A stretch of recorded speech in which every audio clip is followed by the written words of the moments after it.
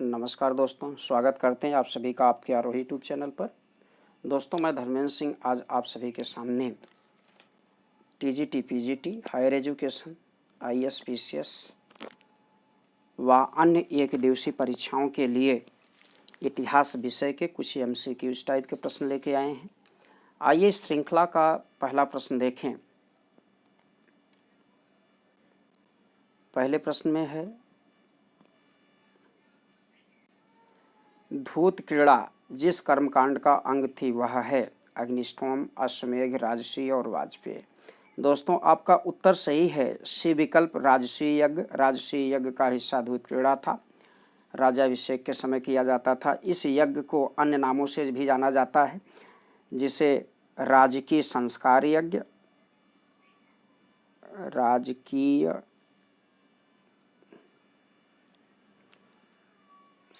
संस्कार यज्ञ,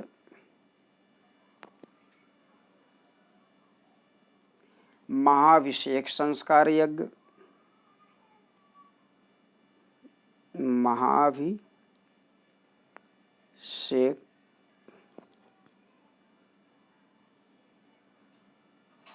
संस्कार यज्ञ व अभिषेचनीय यज्ञ के नाम से जाना जाता है। अन्य विकल्पों पर चर्चा करें, थोड़ा यहाँ से भी प्रश्न बन सकते हैं। आइए देखें। अग्निष्टोम यज्ञ। अग्निष्टोम यज्ञ 5 दिनों तक चलने वाला यज्ञ था। 5 दिनों तक चलने वाला यज्ञ था अग्निष्टोम यज्ञ, और इसमें सोम देवता को आहुतियाँ दी जाती थी। सोम देवता को आहुतियाँ दी जाती थी। सोम देवता का उल्लेख ऋग्वेद के 9वें मंडल में मिलता है। आइए अन्य विकल्पों पर विचार करें। अश्वमेघ यज्ञ राज्य विस्तार के लिए किया जाता था। राज्य विस्तार हेतु अश्वमेघ यज्ञ किया जाता था। 1 वर्ष तक यज्ञ का घोड़ा, 1 वर्ष तक यज्ञ का घोड़ा भ्रमण करता रहता था। इसके बाद यज्ञ का संपादन किया जाता था। रही बात वाजपेय यज्ञ की, इस यज्ञ में वाजपेय यज्ञ में रथ दौड़ होता था। राजा का रथ सबसे आगे होता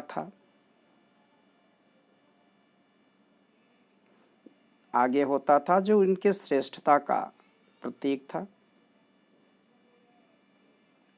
और इसी यज्ञ में पृथ्वी माता की पूजा की जाती थी।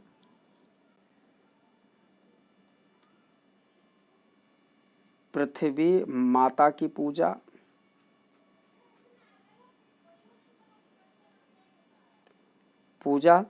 तथा सम्राट की उपाधि राजा धारण करता था। यज्ञकर्ता या राजा सम्राट की उपाधि धारण करता था। आपसे प्रश्न पूछा जा सकता है, किस यज्ञ के संपादन के बाद राजा सम्राट की उपाधि धारण करता था?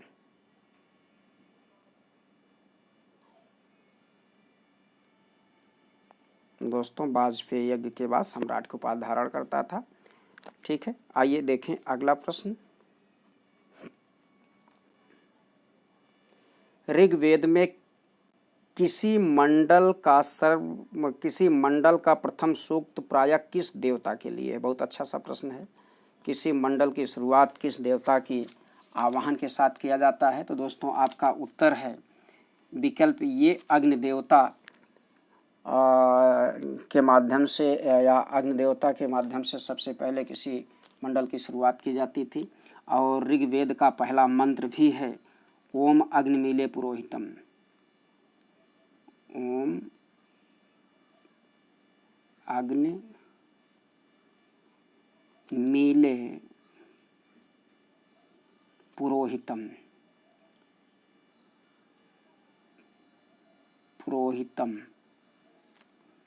अर्थात अग्नि ही पुरोहित है।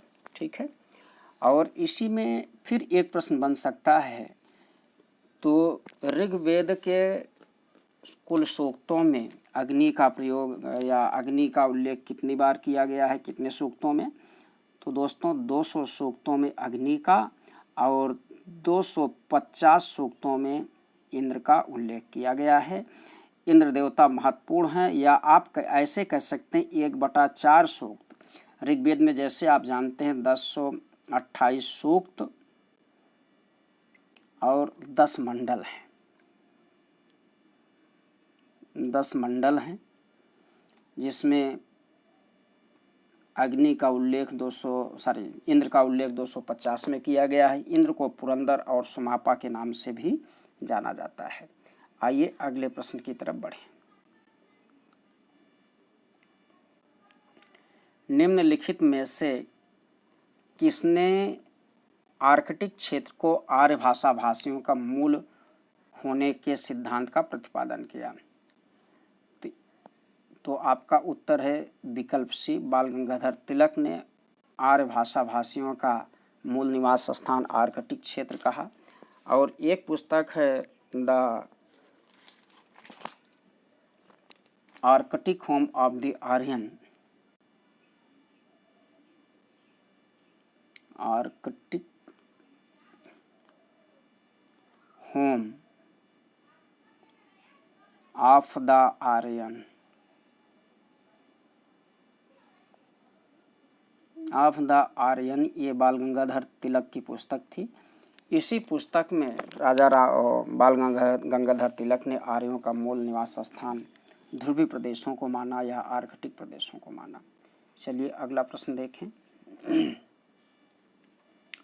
सूची 1 सूची 2 को सुमेल करना है।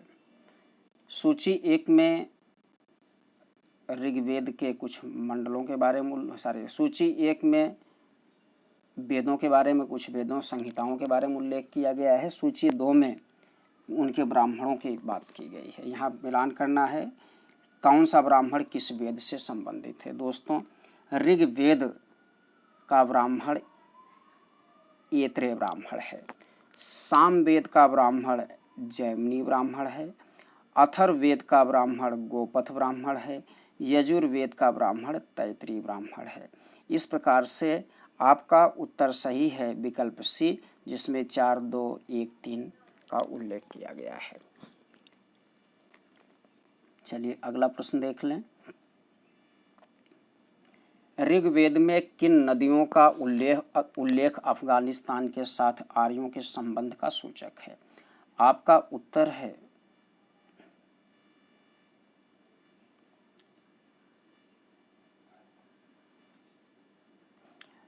विकल्प ए, सुवास्तु एवं कुभा अफगानिस्तान के साथ आर्यों के संबंध को स्थापित करता है। ऋग्वेद के आर्यों का प्रारंभिक निवास स्थान अफगानिस्तान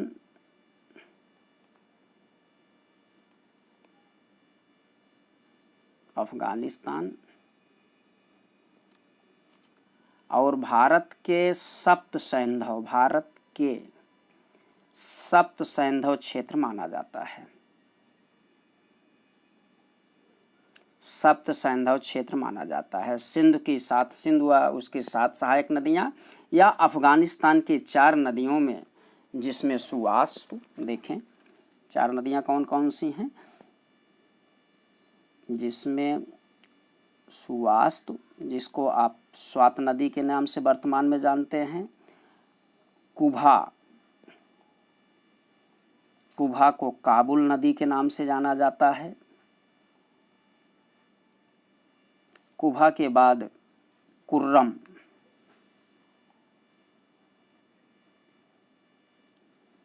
जिसको कुर्म नदी के नाम से जाना जाता है, और एक नदी है गोमल का प्राय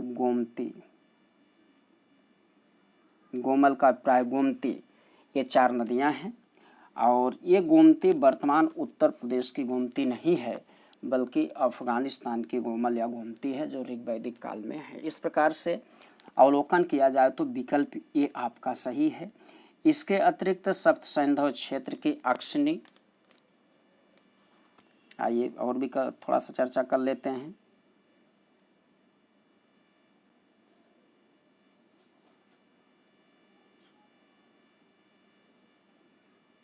अक्षिनी। अक्षिनी वर्तमान चेनाब नदी को कहते हैं। परुषड़ी खूब पूछा जाता है, किस नदी के किनारे दशहरा आगे? परुषड़ी, रावी नदी। बिपाशा ब्यास नदी।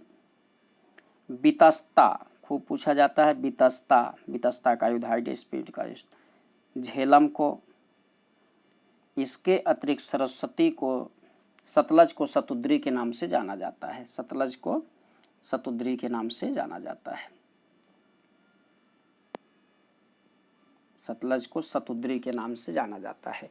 आप देखें यहाँ पूछा जाएगा अक्षिनी किस नदी को चेनाब, परुषड़ी, रावी, बिपाशा ब्यास, बितस्ता, झेलम, शतुद्री, सतलज नदी को जाना जाता है। इस प्रकार से पंजाब की 5 नदियाँ और अफगानिस्तान की 4 नदियाँ इस क्षेत्र में आर्यों का प्रारंभिक निवास स्थान था। चलिए अगला प्रश्न देखें। निम्नलिखित वैदिक देवताओं में से कौन अवेस्ता का अहूर मजदा के सदृश है? बहुत अच्छा सा प्रश्न है।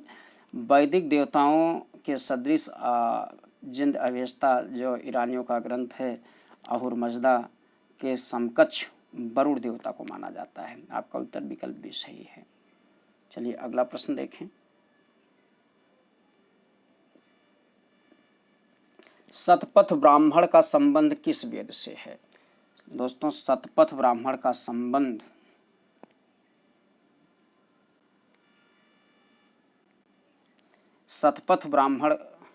संबंध यजुर्वेद से है।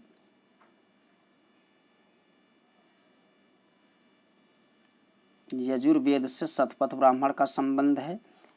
यजुर्वेद को 2 भागों में, एक शुक्ल यजुर्वेद और दूसरा कृष्ण यजुर्वेद के नाम से जाना जाता है। शुक्ल यजुर्वेद को वाजसनेयी संहिता भी कहा जाता है। वाजसनेयी संहिता।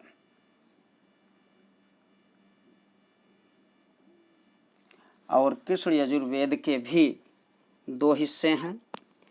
एक इसके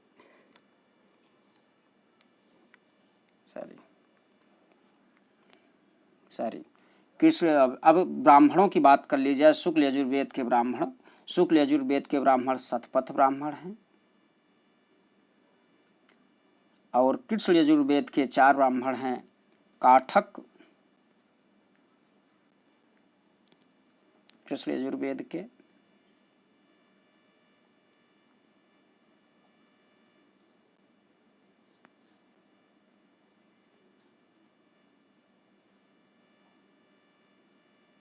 काठक, कपिष्ठल,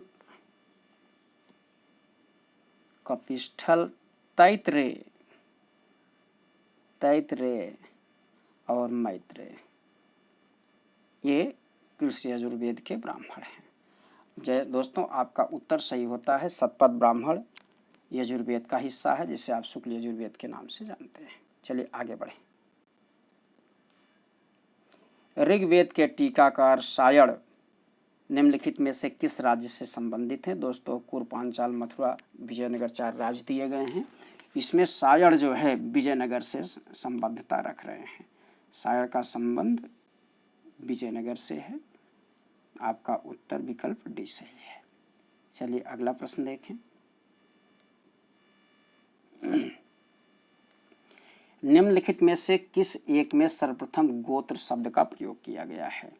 दोस्तों आपका उत्तर है विकल्प ए। विकल्प में दिया गया ऋग्वेद, बी में अथर्ववेद, सी में ऐत्रेय ब्राह्मण, डी में शतपथ। आपका उत्तर है अथर्ववेद में सबसे पहले गोत्र शब्द का प्रयोग कुल के रूप में, गोत्र शब्द का प्रयोग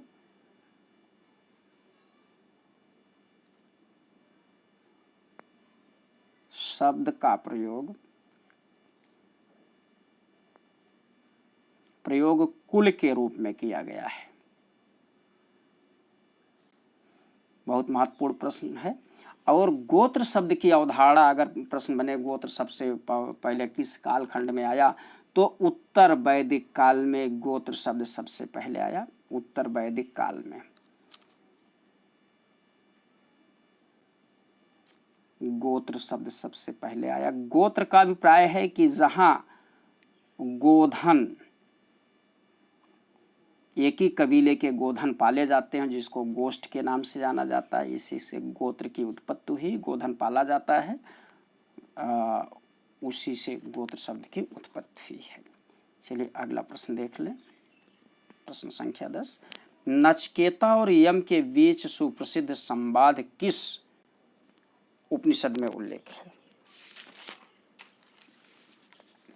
दोस्तों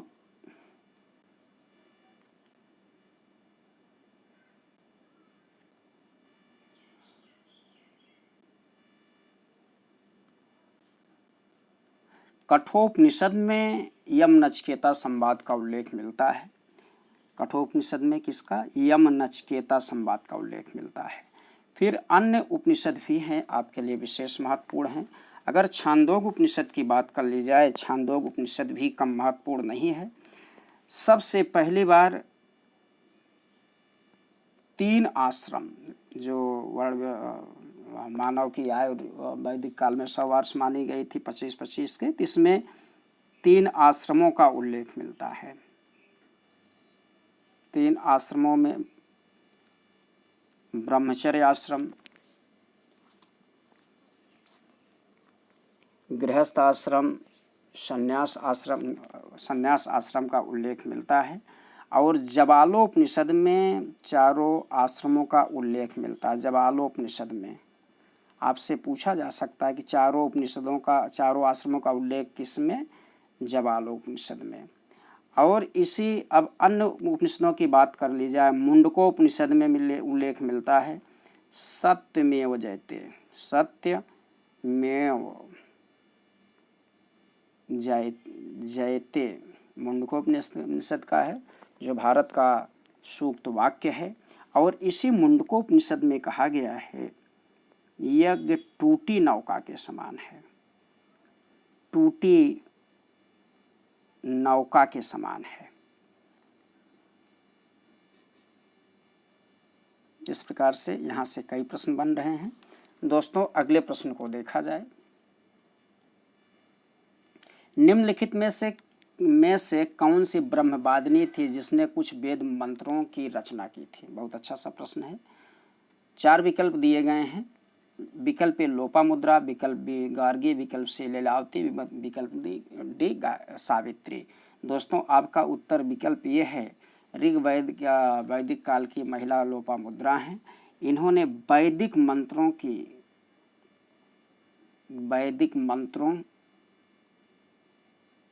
रचना की है, वैदिक मंत्रों की दृष्टा हैं।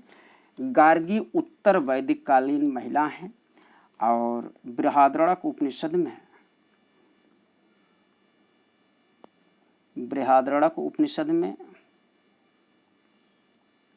राजा जनक के दरबार में याज्ञवल्क्य और गार्गी के बीच संवाद का उल्लेख मिलता है। बहुत महत्वपूर्ण है गार्गी के बीच संवाद। आपसे प्रश्न पूछा जाता है गार्गी याज्ञवल्क्य संवाद किस उपनिषद में? बृहदारण्यक उपनिषद में। किसके दरबार में? राजा जनक के दरबार में। इस प्रकार से आपका उत्तर यहाँ विकल्प ये सही है। इन्होंने वैदिक मंत्रों की रचना की है। लीलावती, सावित्री अन्य कालखंड की महिलाएं हैं। चलिए अगले प्रश्न की तरफ बढ़ें। आयुर्वेद अर्थात जीवन का विज्ञान। बहुत अच्छा सा प्रश्न है। आयुर्वेद अर्थात जीवन का विज्ञान का उल्लेख सर्वप्रथम मिलता है आरण्यकों में, सामवेद में, यजुर्वेद में, अथर्ववेद में। उत्तर आपका है अथर्ववेद में आयुर्वेद जीवन का विज्ञान है, इसका उल्लेख मिलता है सबसे पहले। चलिए अगले प्रश्न की तरफ बढ़ें। उद्दालक अरूढ़ तथा उनके पुत्र श्वेतकेतु, उद्दालक अरूढ़ और उनके पुत्र श्वेतकेतु के बीच संवाद का उल्लेख किस उपनिषद में किया गया है? दोस्तों आपका उत्तर है उद्दालक अरूढ़ और श्वेतकेतु के बीच संवाद का उल्लेख किया गया है छांदोग उपनिषद में। और श्वेताश्वर उपनिषद में सबसे पहले शिव का उल्लेख किया गया है। और मुंडक उपनिषद के बारे में भी चर्चा हुई है, सत्यमेव जयते यज्ञ टूटी नौका के समान है। और मांडुक उपनिषद सबसे छोटा उपनिषद है, छोटा उपनिषद है। आपसे पूछा जा सकता है सबसे छोटा उपनिषद कौन, तो मांडुक उपनिषद। चलिए अगले प्रश्न की तरफ बढ़ें। अपने पुरोहित गौतम राहुगढ़ के साथ विदेह माधव के पूर्व की ओर प्रव्रजन की कथा निम्नलिखित में से वर्णित है। दोस्तों शतपथ ब्राह्मण, जैसे अभी पीछे चर्चा हुई, यजुर्वेद का ब्राह्मण शतपथ ब्राह्मण है। इसमें विदेह माधव कथा का उल्लेख है, जिसमें उल्लेख मिलता है सरस्वती नदी के तट पर विदेह माधव अपने पुरोहित गौतम राहुगढ़ के साथ रहा करते थे और घी का नाम लेते ही वैश्वानर नामक अग्नि निकली और जंगलों नदियों को जलाते हुए गंडक नदी, जिसे सदा नीरा नदी कहा जाता है, सदा नीरा नदी गंडक नदी को कहा जाता है, इस नदी को नहीं जला पाई क्योंकि इसके पूर्व में व्रात रहते थे, पूर्व में व्रात रहते थे। व्रात का अभिप्राय है कि जो वैदिक परंपरा का पालन न करते उन्हें व्रात कहा जाता है। इस प्रकार से विदेह माधव कथा का उल्लेख बहुत ही महत्वपूर्ण प्रश्न है, आपसे कई बार परीक्षाओं में पूछा गया है। विदेह माधव कथा का उल्लेख, शतपथ ब्राह्मण, विदेह माधव के पुरोहित का नाम भी अभी हाल ही की परीक्षा में पीसीएस में पूछा गया है, तो गौतम राहुगढ़ थे। इस प्रकार से दोस्तों यहाँ से कई प्रश्न बनते हैं। इसके अतिरिक्त शतपथ ब्राह्मण में जलप्लावन कथा, जलप्लावन कथा, जलप्लावन कथा और पुनर्जन्म का सिद्धांत,